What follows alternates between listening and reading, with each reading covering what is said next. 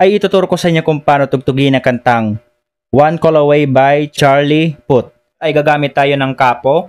Ilalagay natin siya sa first fret. So para sa chorus, ang mga chords na gagamitin natin dito ay C, G, A minor na may asterisk, F.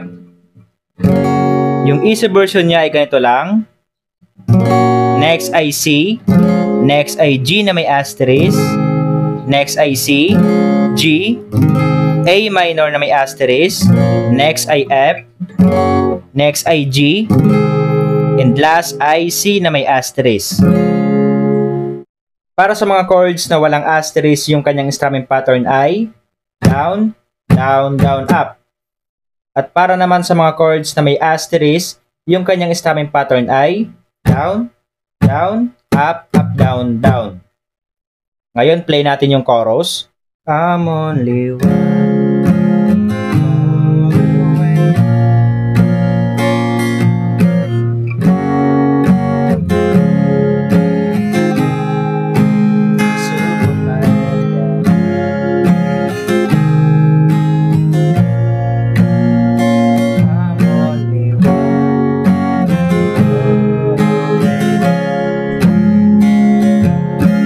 Proceed na tayo ng verse. So, ang mga chords na gagamitin natin dito ay A minor, G, C, at F.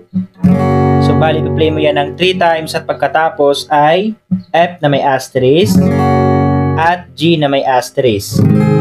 Kaya ngayon, play natin yung verse.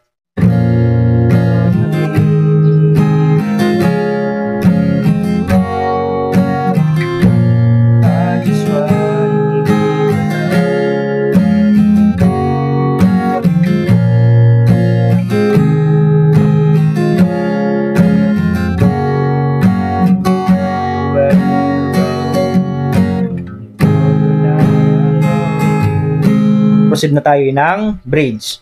So, ang mga chords na gagamitin natin dito ay F, next ay A minor, next ay G na may asterisk. So, bali, play mo yan ng 3 times at pagkatapos ay F na may asterisk, last ay G na may asterisk. Ngayon, play natin yung bridge. When you